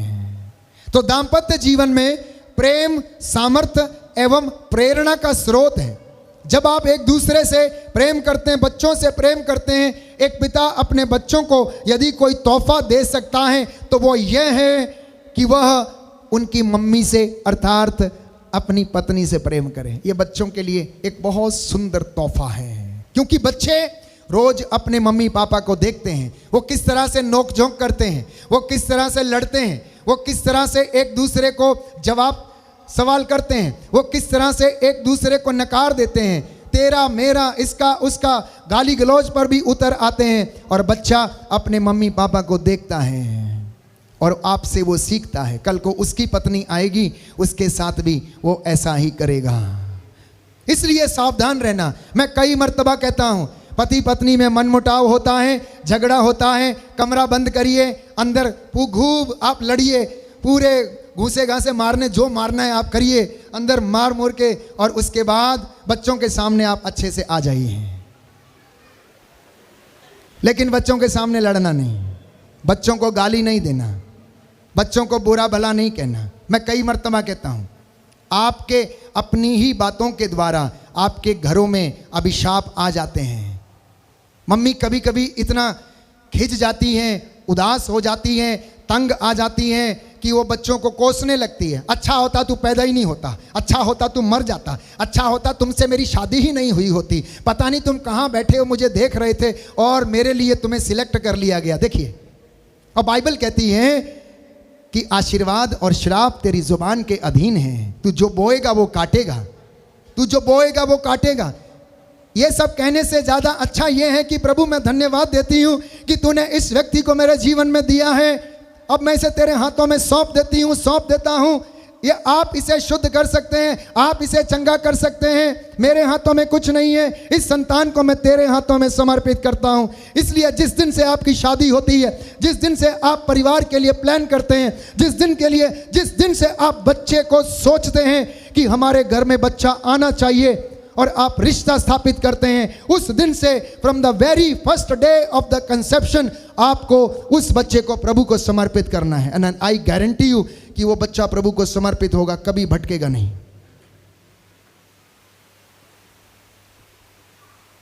इसलिए संत पौलुस ने कहा कि आपका दाम्पत्य जीवन अदूषित हो। और एक सुंदर बात वो कहता है, यदि जड़ पवित्र है तो पेड़ पवित्र है, और पेड़ पवित्र हैं तो तना भी पवित्र है। मेरे माता पिता किसानी करते हैं और अब हम जिस जगह पर रहते हैं, जहाँ पर सेवकाई करते हैं, वहाँ भी फार्म है। तो सेवकाई के बाद बहुत सारे लोगों के साथ खेतों की देखभाल भी करनी पड़ती है और बीज बोते हैं, खेत को जोतते हैं। तो हम कोशिश करते हैं कि बीज सबसे अच्छा बोया जाए, क्वालिटी का बीज बोया जाए, उसमें कोई खराब दाना ना हो, उसमें कोई कमज़ोर दाना ना हो, उसकी गुणवत्ता जो है, क्वालिटी जो है सीड की, वो अच्छी हो। क्योंकि अगर वो सीड अच्छा है तो उसका फल भी अच्छा होगा, उसकी फसल भी दुगनी और तिगुनी होगी। प्यारे भाइयों और बहनों, वही बात रिश्तों में भी है, वही बात परिवारों में भी है कि आप किस तरह से, किस परिस्थिति में अपने परिवार को प्लान करते हैं और अपने परिवार में तीसरे सदस्य को आप लाने की सोचते हैं, ये आपकी परिस्थितियों पर निर्भर करता है। इसलिए उसकी गुणवत्ता भी उतनी ही होनी चाहिए, उसमें उतनी ही पवित्रता होनी चाहिए। पति पत्नी के रिश्ते में उतनी ही पवित्रता होनी चाहिए। दोनों में बातचीत, दोनों में सहमति, कोई फोर्स नहीं।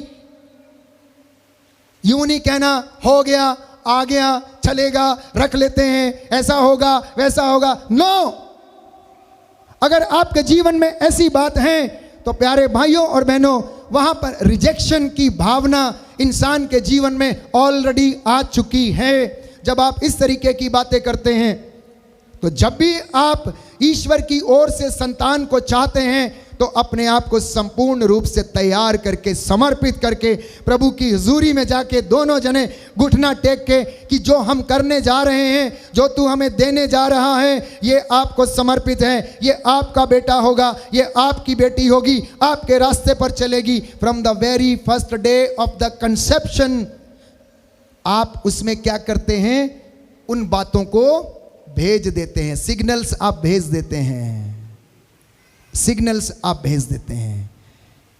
एक इंजीनियर और एक आर्किटेक्ट जानते हैं वो कितनी बार मकान बनाता है? बताइए, कितनी बार बनाता है मकान? एक आर्किटेक्ट कितनी बार मकान बनाता है? या मकान बनाने से पहले वो मकान कहाँ पर होता है? कहाँ पर होता है? हैं? नक्शे में? दिमाग में, दिमाग में होता है। Does it not apply for your children, जिसको आप मांगने जा रहे हैं, जिसको आप सोच रहे हैं? एक आर्किटेक्ट के मन में मकान बनाने से पहले नक्शा होता है कि ये ऐसा होगा, इसमें इतने कमरे होंगे, इसकी सीढ़ी इधर से चढ़ेगी। उसके बाद वो नक्शा क्या करता है, वो ड्रॉ करता है, और ड्रॉ करने के बाद वो मिस्त्रियों को देता है और मिस्त्री उसके ऊपर बिल्डिंग खड़ा करते हैं। परिवार का भी यही उद्देश्य है। लेकिन कई लोग तो ये नक्शे बनाते ही नहीं हैं, कई लोग तो ये नक्शे बनाते ही नहीं हैं। कहने का मतलब है सोचते नहीं हैं, बिना सोचे समझे हो जाता है।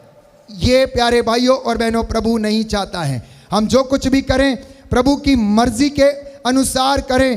तो हमें आज प्रेम की परिभाषा जो है लोगों के जीवन में बदल चुकी है। ये एक शारीरिक आकर्षण तक सीमित रह गई है, ये शरीर की वासनाओं को तृप्ति तक सीमित रह गई है, और इसीलिए परिवार टूटते हैं और बिखरते हैं। तो दो चीज़ों पर ध्यान देने की आवश्यकता है, लस्ट जिसे हम कहते हैं वासना, और दूसरा है सेक्सुअलिटी जिसे हम कहते हैं लैंगिकता। ये दो चीज़ों का होना बहुत ज़रूरी है।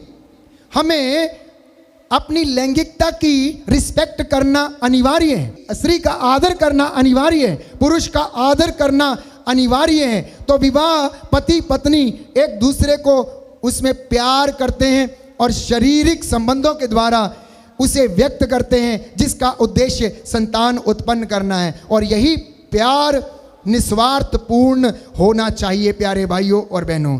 तो परिवार प्रथम पाठशाला है जहां बच्चे अच्छाई और बुराई सीखते हैं, संस्कारों का ज्ञान माता पिता से सीखते हैं, स्पिरिचुअल शिक्षा वो अपने माता पिता से सीखते हैं। शिक्षक केवल किताबी ज्ञान आपको दे सकता है जो आपको जीविका अर्जित करने में सहायता करता है, लेकिन माता पिता बच्चे को जीवन में आदर्श व्यक्ति बनने का ज्ञान देते हैं। Hallelujah, hallelujah. यीशु की स्तुति हो, यीशु की स्तुति हो, यीशु को धन्यवाद, यीशु को यीशु धन्यवाद, की आराधना हो, यीशु की आराधना हो, यीशु की महिमा हो, यीशु की महिमा यीशु हो, को धन्यवाद। यीशु को तो धन्यवाद। जो शिक्षा आज आप सुन रहे हैं उसके विषय में प्रभु ने इजराइलियों के लिए कहा, मूसा से कहा कि जाओ और इनसे कहो, विधि विवरण ग्रंथ अध्याय 6 पद संख्या 6 और 7 में हम पढ़ते हैं कि जो शिक्षा मैं आज तुम्हें दे रहा हूं वे तुम्हारे हृदय पर अंकित रहे। तुम इसे अपने पुत्रों को अच्छी तरह सिखाओ, घर बैठते या राह चलते समय, लेटते समय, शाम को घर लौटते समय, यात्रा करते समय तुम ये शिक्षा जो है तुम अपने पुत्रों को और पुत्रों को भी सिखाओ। बोलिए आमीन। आमीन। मैं वचन पढ़ूंगा आपके लिए। अध्याय 6 विधि विवरण ग्रंथ पद संख्या 5 और उससे आगे। तुम अपने प्रभु ईश्वर को अपने सारे हृदय, अपनी सारी आत्मा और अपनी सारी शक्ति से प्यार करो।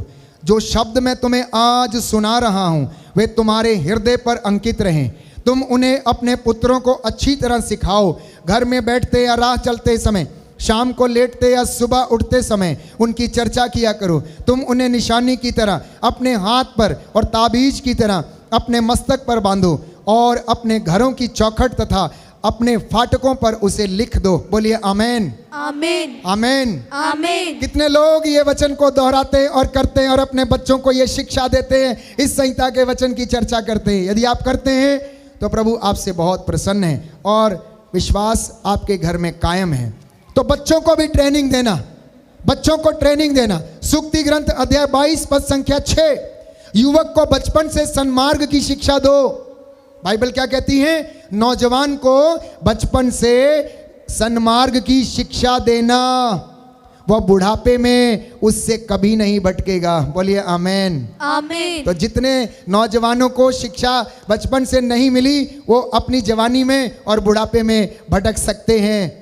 बाइबल कहती है प्यारे भाई और बहनों, दाहिना हाथ उठाकर वचन दोहराएंगे। सूक्ति ग्रंथ अध्याय 22 पद संख्या 6 प्रभु का वचन कहता है, प्रभु का वचन कहता है, युवक को बचपन से ही सन्मार्ग की शिक्षा दो, सन्मार्ग की शिक्षा दो, वह बुढ़ापे में उससे कभी नहीं भटकेगा।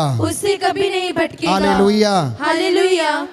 यशायाह नबी के ग्रंथ में प्रभु कहता है अध्याय 38 पद संख्या 19 उसका दूसरा भाग, book of Isaiah chapter 38 verse 19 and the second part, पिता अपने पुत्रों को सत्य प्रतिज्ञता का ज्ञान कराएं। पिता अपने पुत्रों को सत्य प्रतिज्ञता का ज्ञान कराएं, और यदि आपने ऐसा नहीं किया है तो उसका फल आप आज भुगत रहे हैं। जो आपके बेटे आपका आदर नहीं करते, जो आपको दुत्कार देते हैं, जो आपकी संवेदनाओं को समझते नहीं हैं, जो आपके विचारों को समझते नहीं हैं, तो उसका यही कारण है कि बाइबल की शिक्षा के अनुसार उन्हें शिक्षा नहीं दी गई है। शोक गीत अध्याय 2 पद संख्या 19, उठो रात को चिल्लाओ, पहले पहर अपना हृदय पानी की तरह बहा दो।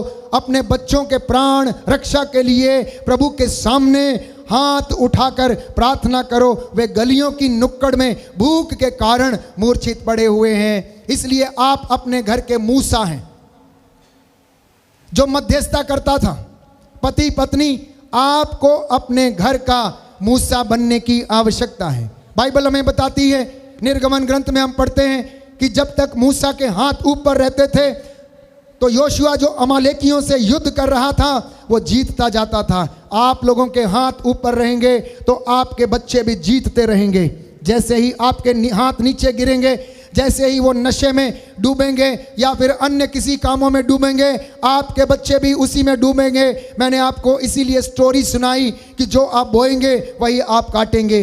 कर्म का फल आपके जीवन में लौट कर आएगा और उसी के अनुसार आप लोगों का न्याय, मेरा न्याय किया जाएगा।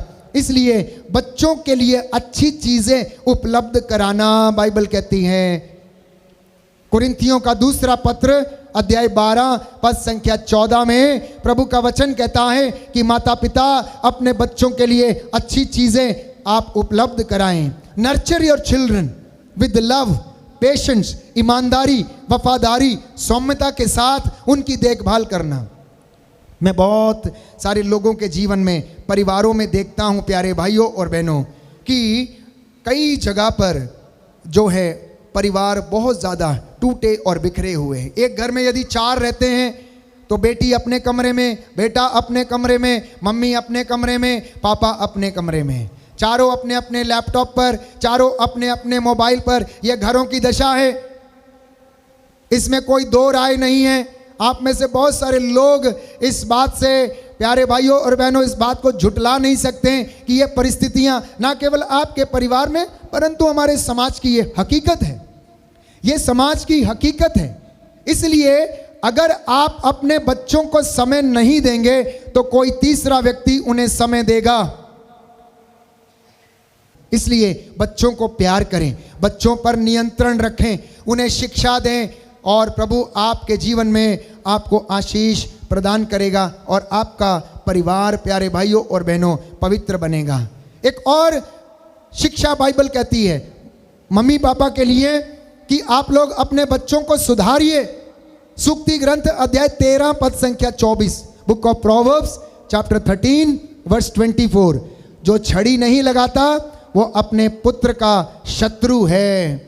जो छड़ी नहीं लगाता वो अपने पुत्र का शत्रु है। जो पुत्र को प्यार करता है वह दंड देने से नहीं हिचकता है। परंतु विडंबना ये है कि हमारे इस संसार में आज किसी को मारना या किसी को छड़ी लगाना, प्यारे भाइयों और बहनों, बहुत ही ज़्यादा दुश्वार है। आखिर क्यों ऐसा है? क्योंकि शैतान ने अपनी तमाम युक्तियों के तहत इन छोटे छोटे कोमल विचारों को, कोमल हृदयों को, निर्मल हृदयों को दूषित कर दिया है। और इसका नतीजा ऐसा क्यों है? क्योंकि जड़ें पवित्र नहीं हुई हैं। इसीलिए इस तरीके के फल हमें देखने को मिलते हैं।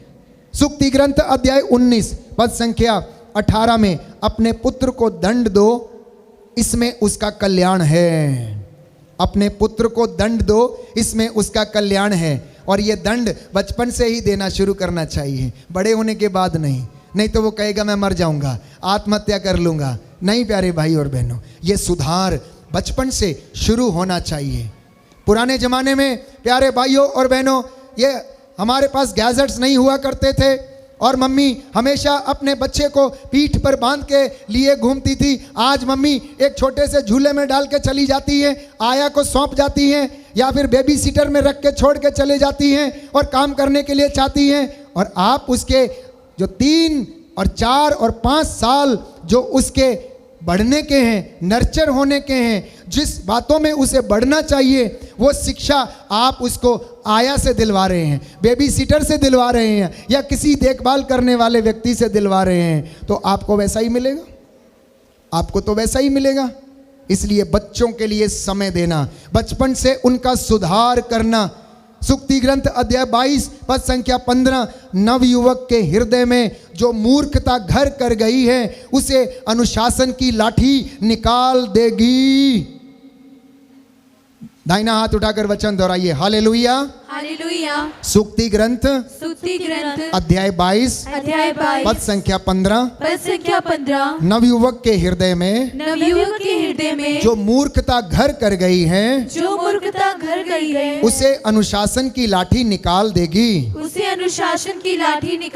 Hallelujah hallelujah hallelujah hallelujah. तो बाइबल और ज्यादा स्पष्ट करती है सूक्ति ग्रंथ अध्याय 23 पद संख्या 13 में कि युवक को दंड देने से मत हिचको, छड़ी लगाने से वह मरेगा नहीं। युवक को, बच्चे को दंड देने से हिचकिचाओ मत, वो क्या नहीं मरेगा नहीं कहता है, छड़ी लगाने से वो मरेगा नहीं। और बच्चों को बाइबल कहती है इंस्ट्रक्शंस दो, उसके साथ संहिता के इन नियमों की चर्चा किया करो। Hallelujah hallelujah hallelujah hallelujah hallelujah hallelujah hallelujah hallelujah. तो प्यारे भाइयों और बहनों, धन के चक्कर में ना रहें। आपका धन आपके बच्चे हैं, आपका धन आपके बच्चे हैं। अगर आपने इसको संवार लिया, इसको सजा के रख लिया, तो आपको कभी किसी चीज़ का कष्ट नहीं होगा। एक दूसरा किस्सा मैं आपके सामने रखना चाहता हूं कि एक व्यक्ति जिंदगी की दौड़ धूप में यूं ही खोया चला गया था। आज इंसान भी ऐसा ही है। व्यक्ति जिंदगी की दौड़ धूप में लगा है। अमीर व्यक्ति था और उसके पास बिल्कुल भी समय नहीं था। वो पैसा कमाने के चक्कर में रहता था। डबल शिफ्ट लगाना, डबल ड्यूटी करना, रात को घर में नहीं आना, धन इकट्ठा करना, बस उसके लिए यही मायने रखता था। उसके जीवन का अंत समय आ गया और मृत्यु उसके दरवाजे पर खड़ी हो गई। वो बीमार पड़ गया और मृत्यु ने उससे आकर कहा कि तेरा समय पूरा हो गया है, तेरा समय अब पूरा हो गया है। तो व्यक्ति ने उससे कहा, अरे अभी तो मैंने अपनी जिंदगी जी भी नहीं है, अभी तो मैंने इसका कोई लुफ्त भी नहीं उठाया, अभी तो मैंने घर बनाया है, अभी तो मैंने पैसा जमा किया है, अभी तो मैंने इसको खर्च भी नहीं किया है, तो मेरा समय कैसे आ गया है? खर्च करने का समय तो मेरे पास था ही नहीं, केवल मैंने इकट्ठा किया है। तो मृत्यु ने उससे कहा, देखो भाई, मैं तुम्हें अब और ज़्यादा समय नहीं दे सकती हूँ। जिंदगी का तुम्हारा सारा समय समाप्त हो गया है। जीवन की यात्रा तुम्हारी समाप्त हो गई है, तुम्हारा स्टेशन आ गया है, अब तुम्हें चलना होगा, अब तुम्हें उतरना होगा।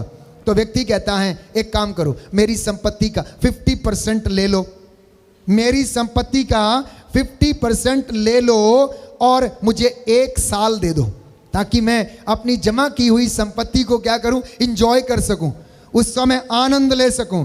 तो मृत्यु कहती है कि ऐसा संभव नहीं है, ऐसा हो नहीं सकता है। तो व्यक्ति कहता है, अगर तुम चाहो तो 90% मेरी संपत्ति ले लो, लेकिन मुझे 1 महीने का समय दे दो, केवल 1 महीने का समय दे दो, जिससे कि मैंने जो इकट्ठा किया है मैं उसका आनंद ले सकूं।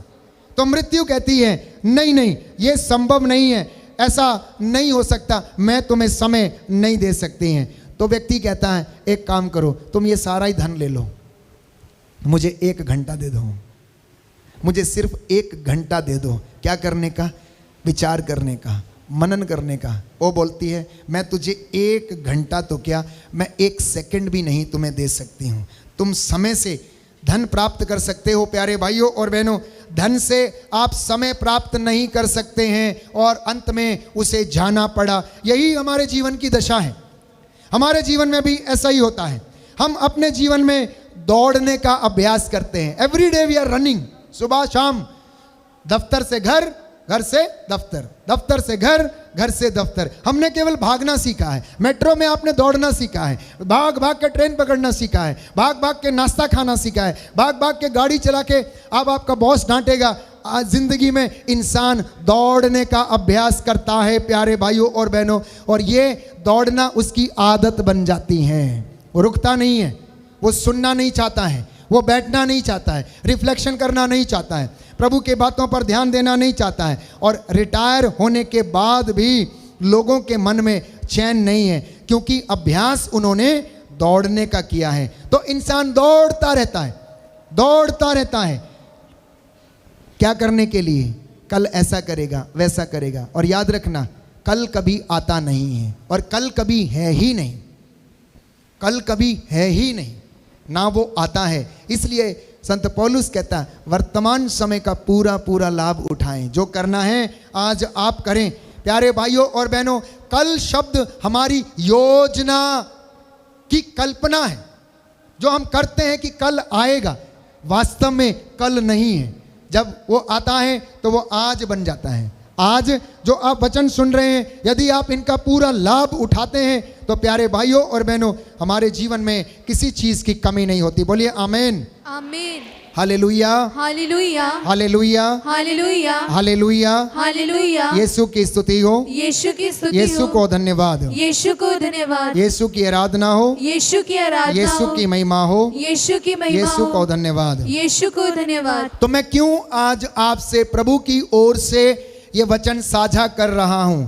आप चंगाई के वचन सुनते हैं, चंगाई की आराधना में भाग लेते हैं, छुटकारे की प्रार्थना में आप भाग लेते हैं, लेकिन हमें इन तमाम चीज़ों से पहले अपनी जड़ों को शुद्ध करने की आवश्यकता है, परिवारों को शुद्ध करने की आवश्यकता है।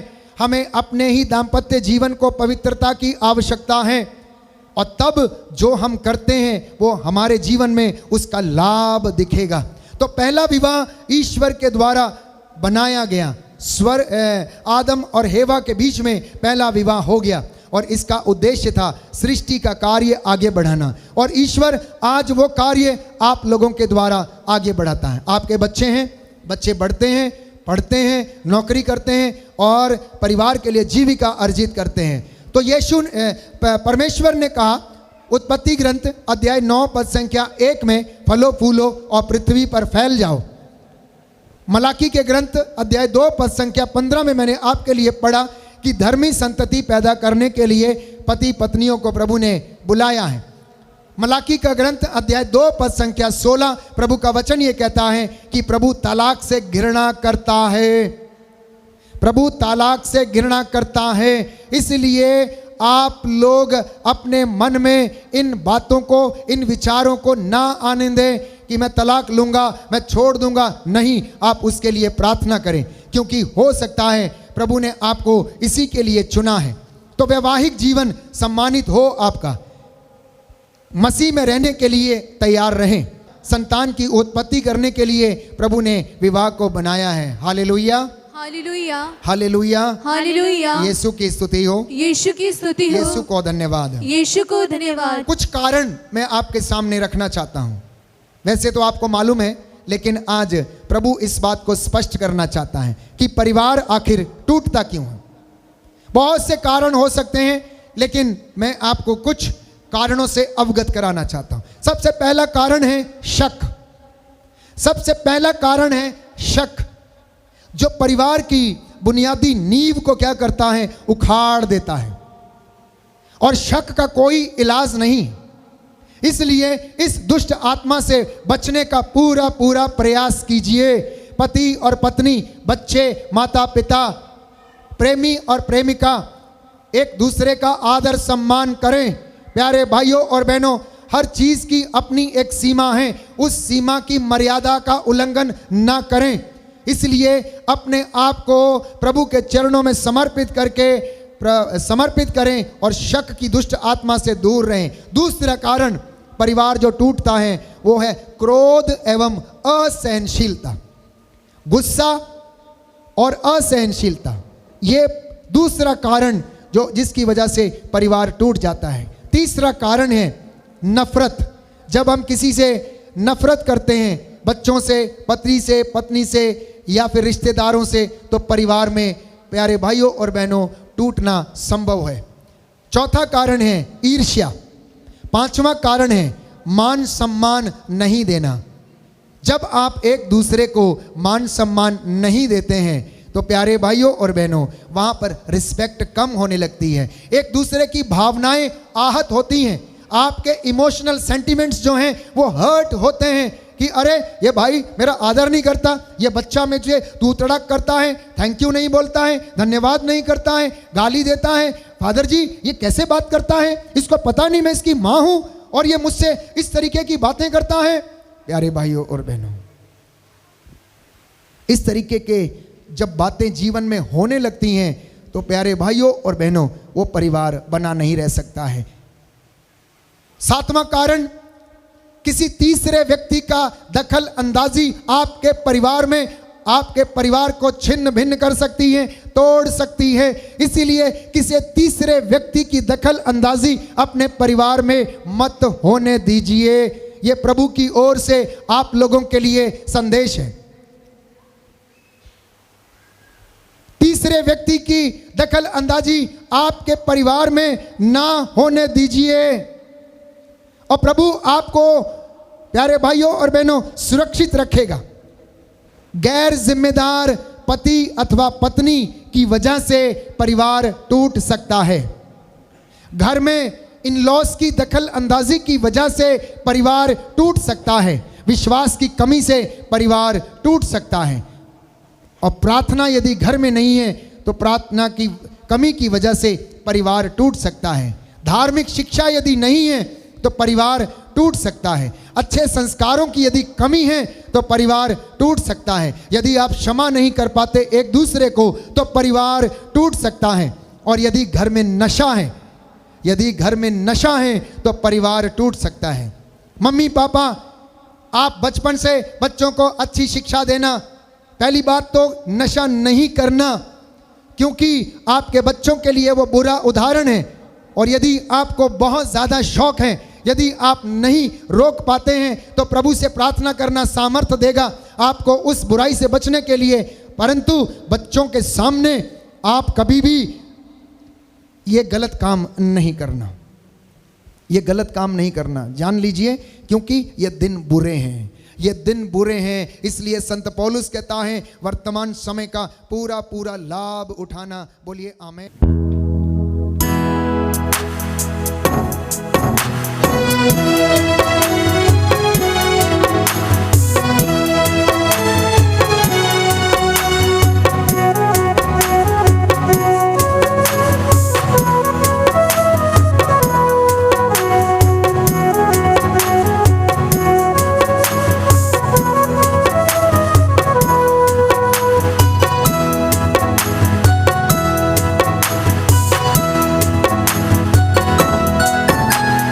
घर का तुम आशय बन जा, यीशु मरियम यूसुफ पिता, हमारे घर के आंगन में पावन क्रूस लगा देना। इस घर का तुम आशय बन जा, यीशु मरियम यूसुफ पिता, हमारे घर के आंगन में पावन क्रूस लगा देना। इस घर का तुम आशय बन जा।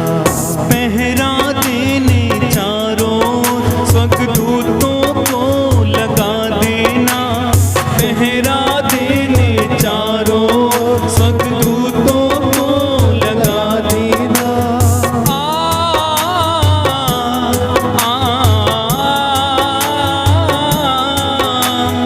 घर के कोने कोने में तुम रक्षा स्तंभ लगा देना, घर के कोने कोने में तुम रक्षा स्तंभ लगा देना। शैतान के हर फंदों से हम दुबलों को तुम बचा लेना। इस घर का तुम आशय बन जा, यीशु मरियम यूसुफ पिता, हमारे घर के आंगन में पावन क्रूस लगा देना। इस घर का तुम आशय बन जा। पहरा साथी और सहारा बन, हमें संग संग चलना सिखा देना। साथी और सहारा बन, हमें संग संग चलना सिखा देना।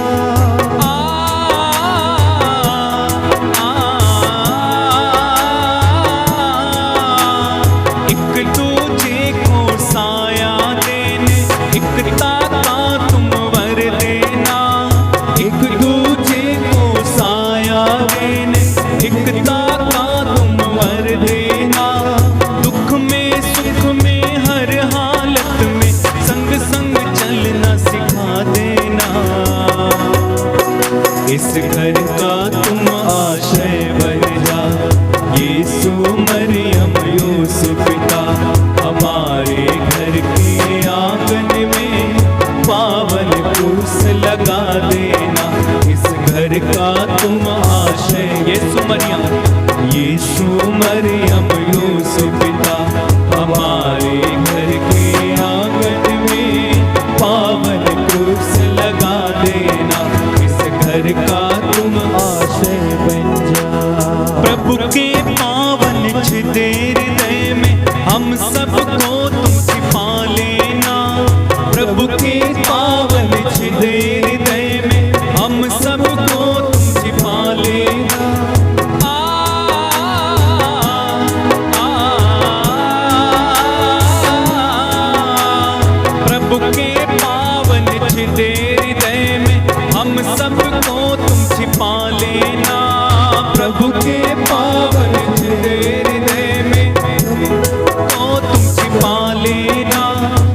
प्रभु की शांति की धारा हर दिल में रोज बहा देना। प्रभु की शांति की धारा हर दिल में रोज बहा देना। किसी को दुख देवे जो काम को हमसे ना होने देना। इस घर का तुम आश्रय बन जा, यीशु मरियम यूसुफ पिता, हमारे घर के आंगन में पावन क्रूस लगा देना। इस घर का